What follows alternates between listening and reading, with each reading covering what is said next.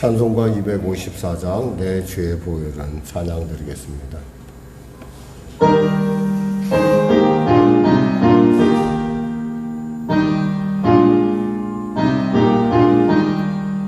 내 죄의 보혈은 정하고 정하다 내 죄를 정케 하신 주 나로라 하신다. 내가 주께로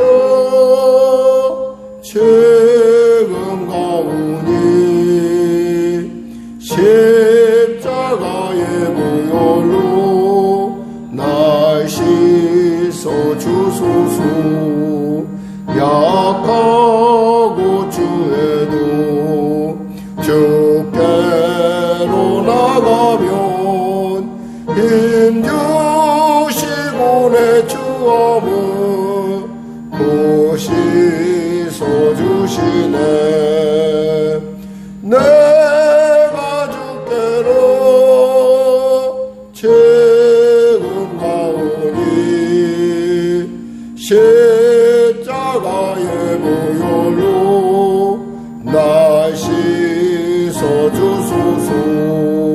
나로라 하심은 온전한 믿음과 또 사랑함과 평안함 다 주려 함이라. 내가 주께로 지금 가오니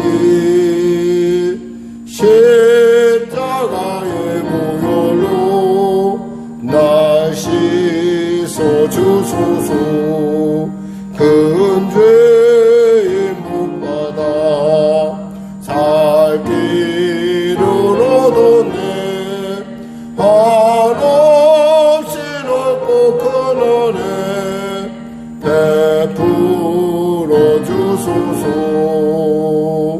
내가 주께로 지금 가오니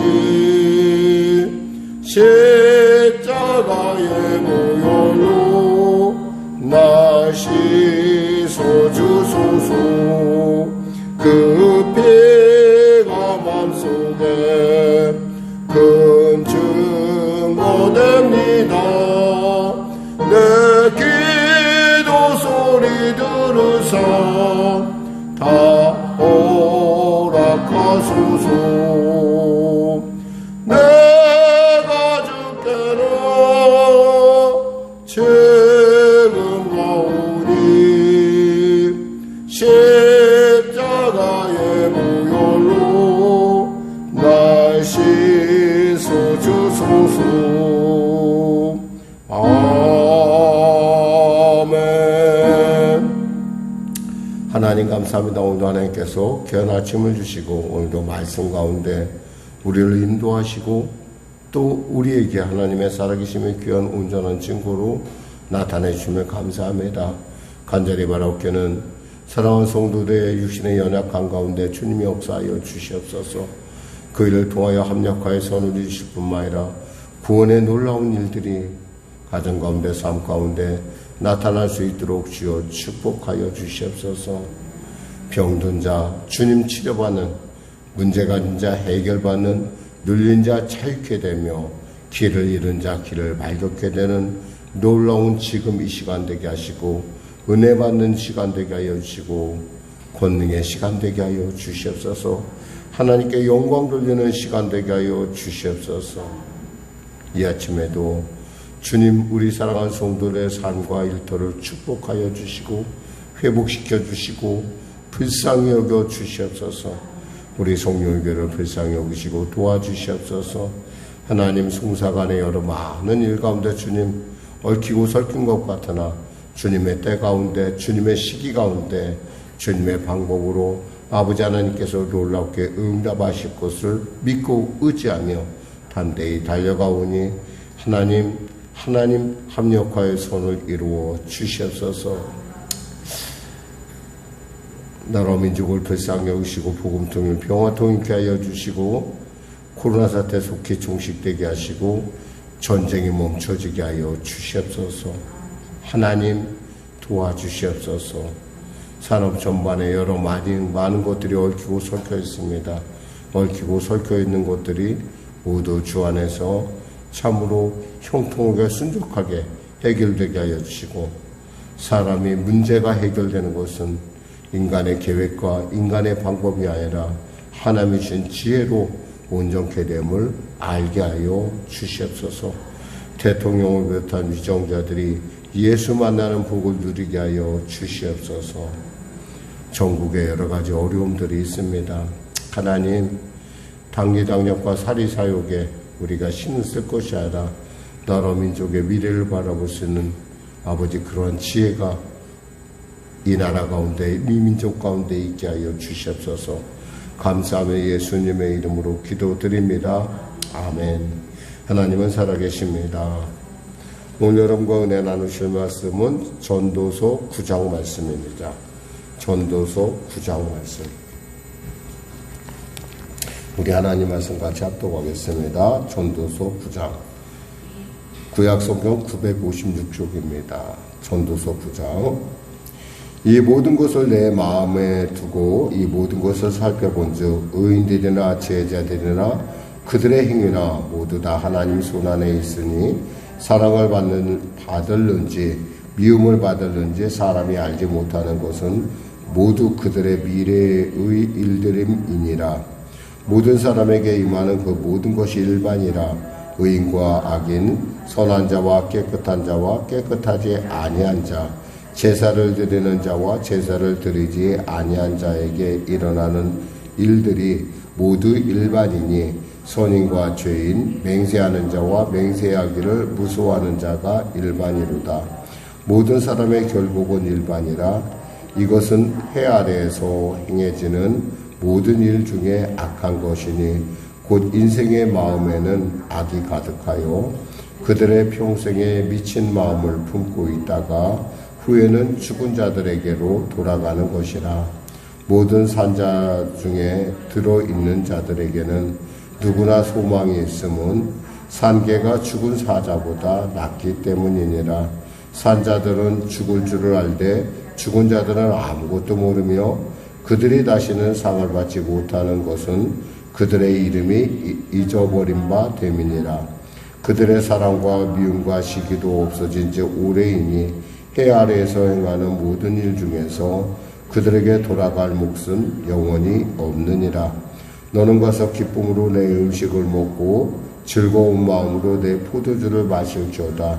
이는 하나님이 내가 하는 일들을 벌써 기쁘게 받으셨음이니라. 내 의복을 항상 희게 하며 내 머리에 향기름을 그치지 아니하도록 할지니라. 내 헛된 평생의 모든 날 곧 하나님의 해 아래에서 내게 주신 모든 헛된 날에 내가 사랑하는 아내와 함께 즐겁게 살지어다.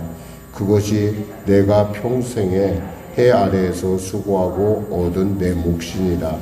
내 손이 이를 얻는 대로 힘을 다하여 할지어다. 내가 장차 들어갈 스올에는 일도 없고 계획도 없고 지식도 없고 지혜도 없음이니라. 내가 다시 해 아래에서 보니 빠른 경주자들이라고 선착하는 것이 아니며 용사들이라고 전쟁에 승리하는 것이 아니며 지혜자들이라고 음식물을 얻는 것도 아니며 명철자들이라고 재물을 얻는 것도 아니며 지식인들이라고 은총을 입는 것이 아니니 이는 시기와 기회는 그들 모두에게 임함이니라. 분명히 사람은 자기의 시기도 알지 못하나니 물고기들이 재난의 그물에 걸리고 새들이 올무에 걸림같이 인생들도 재앙의 날이 그들에게 후련히 임하면 거기에 걸리느니라. 내가 또 해 아래에서 지혜를 보고 내가 크게 여긴 것이 이러하니 곧 작고 인구가 많지 아니한 어떤 성읍에 큰 왕이 와서 그것을 에워싸고 큰 흉목을 쌓고 치고자 할 때 그 성읍 가운데 가난한 지혜자가 있어서 그 죄로 그 성읍을 건진 그것이라. 그러나 그 가난한 자를 기억하는 사람이 없었도다. 그러므로 내가 이르기를 지혜가 힘보다 나으나 가난한 자의 지혜가 멸시를 받고 그의 말들을 사람들이 듣지 아니한다 하였노라. 조용히 들리는 지혜자들의 말들이 우매한 자들을 다스리는 자의 호령보다 나으니라. 지혜가 무기보다 나으니라. 그러나 죄인 한 사람이 많은 손을 무너지게 하느니라. 아멘. 전체적인 그 구조상으로 봐서는 이제 그 본론 중에 마지막 그 설교, 마지막 그러니까 예화에 해당하는 그러니까 설교에 해당한다고 볼 수가 있습니다. 특별히 어떤 우리가 이미 한정된 인생 안에서 우리가 그럼 어떻게 사는 것이 가장 우리에게 행복한 것일까라고 생각했을 때 오늘 본문 7절에서 그 10절 부분이 바로 그러한 부분의 단서를 우리에게 주고 있습니다. 7절을 한번 같이 읽어볼까요? 너는 가서 기쁨으로 내 음식을 먹고 즐거운 마음으로 내 포도주를 마실지어다. 이는 하나님이 내가 하는 일들을 벌써 기쁘게 받으셨음이니라 라고 했어요. 기쁘게 받으셨다는 거예요. 그러니까 하나님께서 우리에게 맛을 느끼게 하고 우리가 먹을 수 있고 우리가 마실 수 있고 우리가 호흡할 수 있고 이 모든 것이 가능하다는 것은 바로 하나님께서 우리를 기쁘게 받으셨다는 거예요. 그러니까 비록 우리가 짧은 시간, 우리가 정해진 시간에 살고 우리가 한 치 앞을 모른다 할지라도 우리는 우리에게 주어지는 조건에 대해서 감사할 줄 알고 기뻐할 줄 알고 즐거워하라는 거예요. 그러니까 무슨 음식을 먹든지 그냥 먹는 것이 아니라 정말 감사하고 맛을 느낄 수 있음에 그리고 그걸 먹을 수 있음에 그걸 마실 수 있음에 그리고 내 상황에 어떤 그런 모든 것을 즐길 수 있는 그런 알 수 있는 그런 처지에 있다는 것을 여러분이 결코 잊지 않아야 된다는 거죠. 그러니까 먹는 것도 즐겁게 먹으라는 거예요. 아주 행복하게. 그렇게 먹을 수 없는 사람이 너무 많아요, 사실은. 또 그렇게 맛도 못 느끼는 사람도 너무 많고요. 나이가 먹으면 먹을수록 우리에게는 입맛이 점점 이제 그 맛을 아는 세포가 쇠퇴된대요. 그래서 뭐 부모님들이 요리를 하면은 어느 순간이 되면 짜고 맵고가 좀 이렇게 혼동이 될 때가 있어요. 그런 것처럼 우리가 먹을 수 있을 때, 느낄 수 있을 때 그것을 느끼는 것이 바로 행복한 일이다. 왜? 그 자체가 하나님이 내가 하는 일을 벌써 기쁘게 받으셨음이라 라고 하고 있어요. 그렇다고 그러면 8절에 내 의복을 항상 치게 하며 내 머리에 향기름을 그치지 아니하도록 할지니라고 그랬어요. 이왕 옷을 입을 때 깔끔하고 예쁘고 그리고 아름답게 입으라는 거예요. 옷도 입을 때 여기서 보통 사람들은 흰옷을 안 입어요. 왜냐하면 흰옷은 때가 타니까. 흰옷을 입는다는 것은 굉장히 멋쟁이라는 거예요. 멋쟁이. 그리고 또 보통 사람들은 머리에 뭘 바르냐면 올리브유를 발라요. 좀 약간 여러분 생각할 때는 약간 좀 더럽게 여겨질지 모르는데 실제로 그 사람들은 이렇게 올리브유를 바르고 이렇게 하고 이걸로 먹습니다. 올리브유에서 기름 발라갖고 밥을 먹어요.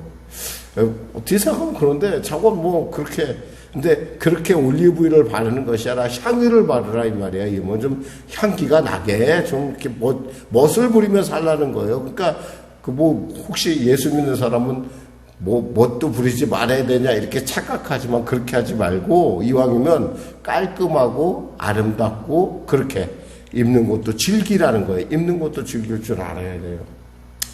또 9번째 보니까 9절에 보니까 뭐라고 되냐면 내 평생의 모든 날 하나님이 헤아려서 내게 주신 모든 헛된 날에 내가 사랑하는 아내와 함께 즐겁게 살자다. 그러니까 아내와 즐겁게 살라는 거예요. 남편과 즐겁게 살라는 거예요. 이왕이면 원수같이 살지 말고 서로 간에 즐거워하며 살라는 거예요. 왜냐하면 내가 평생에 헤아려서 수고한 내 몫이라는 거예요. 이것을 과거에는 분복이라고 그랬어요. 몫이라고 하지 않고 분복이다. 내게 하나님께서 주신 것이라는 것이죠. 그러니까 아내나 남편이나 이 부부관계에 있어서도 이왕이면 즐겁게 살아야 된다는 거예요. 9절에 보니까 내 평생에 10절에 보니까 내 손이 일을 얻는 대로 힘을 다하여 할지어다 이랬어요. 일을 할 수 있을 때 열심히 하라는 거예요. 한마디로 말해서 정리하면 이래요. 그러니까 이왕이면 먹을 때 잘 먹어라. 그리고 잘 입어라. 그리고 또 부인과 또 가정생활에 행복해라. 그리고 또 뭐냐면 일을 할 수 있을 때 최선을 다하라 이거예요. 왜? 이것을 하나님께서 네가 그것을 느낄 수 있다는 건 이미 하나님께서 내게 기쁘게 받으셨다는 거예요. 하나님이 받으셨다는 거죠. 이거에 대해서 그러니까 우리에게 주어진 행복이라는 것이 그리 멀은 것이 아니라는 거예요. 뭔가 내가 결핍한 것을 채우는 것이 있는 게 아니라 내 순간순간 주어지는 이 모든 조건들에서 내가 좀 하나님 앞에 감사를 배우고 또 즐거움을 느끼고 그 관계를 즐기는 것. 이거야말로 행복한 일이다라고 얘기합니다. 그러면서 또 우리가 마지막 부분을 잠깐 보고자 해요. 보니까 13절 이하의 부분. 그러니까 또 이런 것도 있어요. 물론 저기 하면 그 이하에 있는 11절에 보면 내가 다시 헤아려서 보니 빠른 경주자들하고 손착하는 것이 아니다. 우린 보통 빠르고 또 좀 용감하고 그리고 지혜롭고 뭔가 이렇게 좀 똑똑하고 이러면 뭔가 잘 될 줄 아는데 꼭 그런 것만 아니라는 거예요.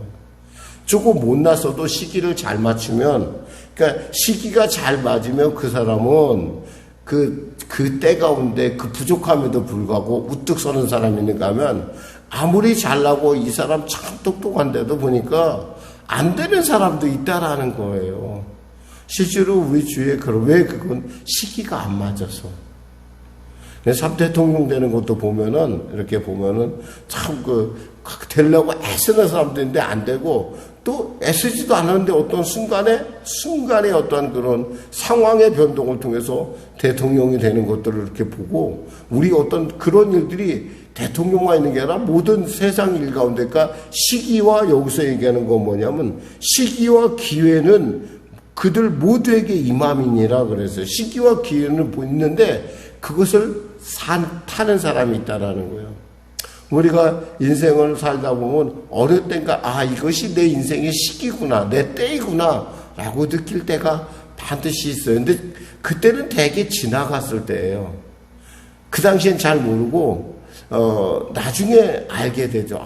그때 내가 이렇게 방향을 틀었으면은 참 괜찮았을 텐데 라는 아쉬움들이 있죠.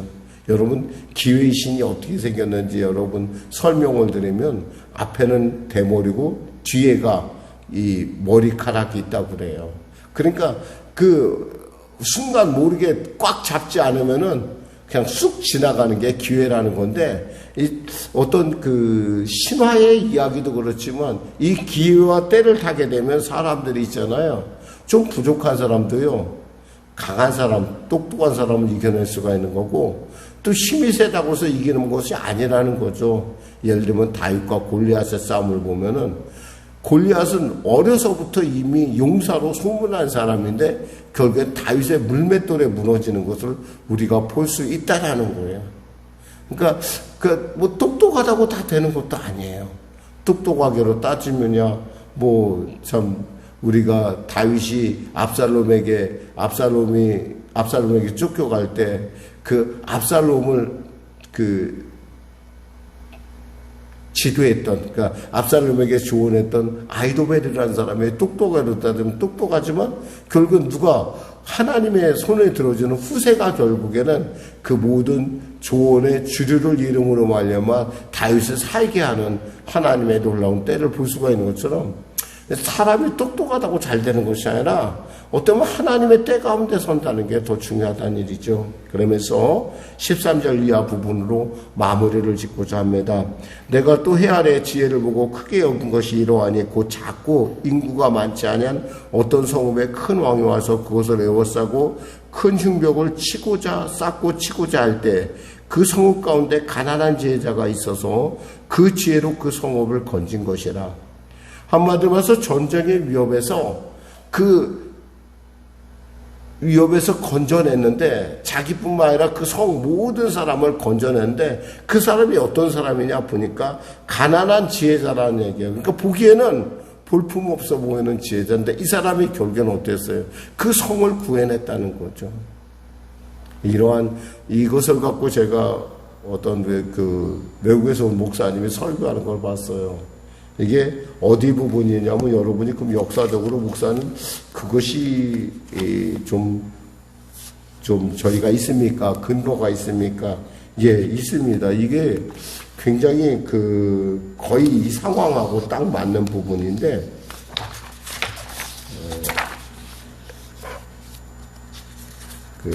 사무엘 하에 보면은 다윗이 말년에 이 반란을 이제 체험하게 됩니다. 반란을 체험하게 되는데 그 반란 속에서 세바라는 사람이 다윗에게 반란하면서 이스라엘 지파들이 그에게 이렇게 동조를 합니다. 그때 다윗이 그를 평정하라고 그래요. 그랬더니 요압이 가서 그 아벨이라는, 흔히 말해서 그 성은 아주 유명한 성이에요. 유명한 성인데 그 성에 그러니까 사무엘하 20장 14절에서 22절 말씀 부분인데 그 성에 가서 성벽을 쌓고 이제 막 전쟁을 하려고 합니다. 근데 그 여자가 이 참 늙은 지혜자 여성이 하나 여성분이 나타나서 그 요압에게 얘기합니다. 뭐라고 그러니까 당신이 요압이니까 이 여종의 말을 들으소서 내가 들으리다. 옛사람들이 흔히 말하기를 아벨에 가서 물을 것이라고 그 일을 끝내었나이다. 이거 무슨 얘기냐면 아벨에는 지혜 있는 사람들이 많은 성읍으로 유명한 곳이 예를 들면 어디는 좀 공부 잘하고 어디는 공부 다 이런 거 있잖아요. 요즘 뭐 강남에서 살면 뭐 어쩌고 강북에서 살면 어떻고 뭐 소위 말해서 뭐 S대를 갖다가 어디 출신들이 더 많이 들어가고 어디 출신들이 덜 들어가고 이런 어떤 그런 성읍이에요. 그러니까 굉장히 유명한 성읍인데 여기는 지혜자가 있는 성읍이 있다고 소문이 난 곳이에요. 근데 이 곳에 누가 들어왔다는 거예요? 세바라는 사람이 들어온 거예요. 이 세바라는 사람 반역자더라. 이 사람 때문에 이 성이 졸지에 몰살당하기 위기에 처한 것이죠. 그랬을 때 이 여인이 이렇게 얘기합니다. 나는 이스라엘의 화평하고 충성대 중 하나이거늘 당신이 이스라엘 가운데 어머니 같은 성을 멸하고자 하시는도다. 어찌하여 당신이 여호와의 기업을 삼키고자 하시나이까? 이 말은 바로 당신이 지금 하는 짓은 반역자를 잡는 것이 아니라 하나님의 뜻을 어긋나게 하는 것입니다. 라고 이야기를 합니다.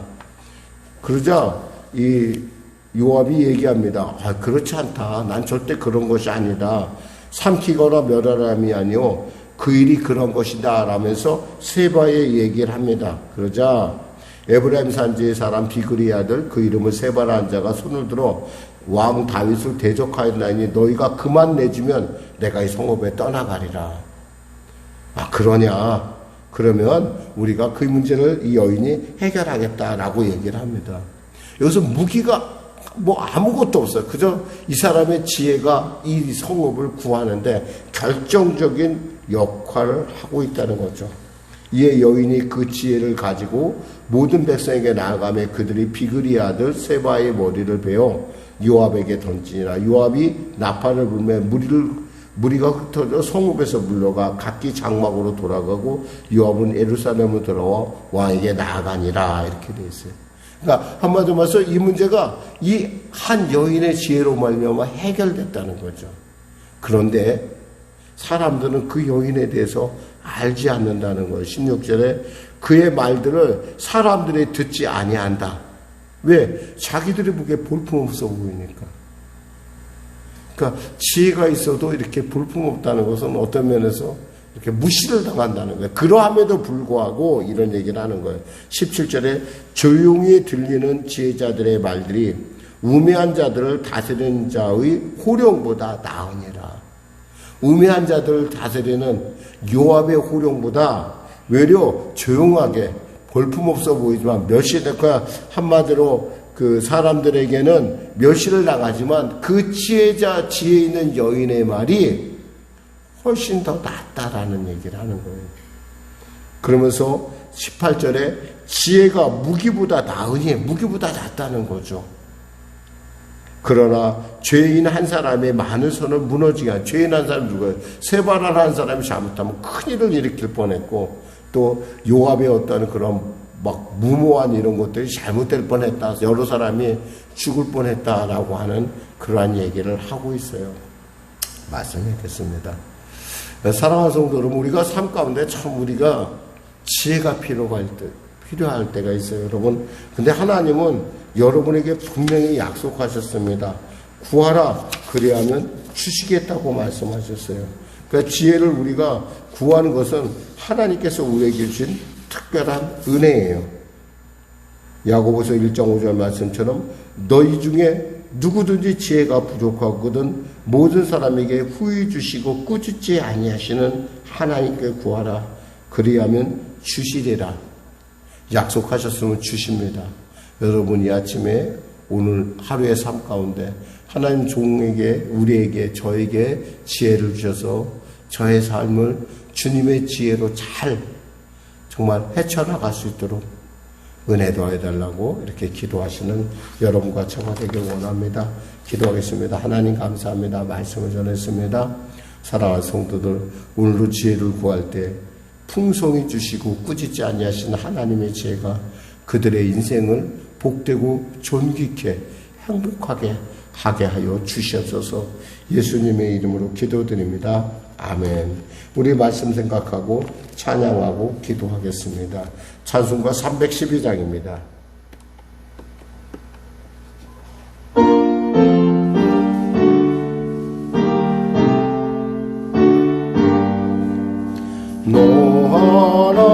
하나님께 이끌리어 일평생 주만 바라면 어려울 때 힘 주시고 언제나 지켜주시니 주 크신 사랑 믿는 자 그 반석 위에 서리라. 너 설레는 맘 가다듬고 희망 중 기다리면서 그 은혜로 신 주의 뜻과 사랑에 만족하여라. 우리를 불러주신 주 마음에 소원하신 나 주 찬양하고 기도하며 내 분부님 쏟아라. 그 약속하신 모든 은혜 내게서 이루어지리라. 참되고 의지하는 자 주께서 기억하시리.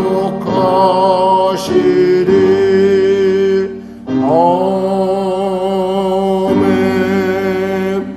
하늘 계신 우리 아버지, 아버지의 이름을 거룩하게 하시며 아버지의 나라가 오게 하시며 아버지의 뜻이 하늘에서와 같이 땅에서도 이루어지게 하소서. 오늘 우리에게 일용할 양식을 주시고 우리가 우리에게 잘못한 사람을 용서하여 준 것 같이 우리 죄를 용서하여 주시고 우리를 시험에 빠지지 않게 하시고 악에서 구하소서. 나라와 권능과 영광이 영원히 아버지의 것입니다.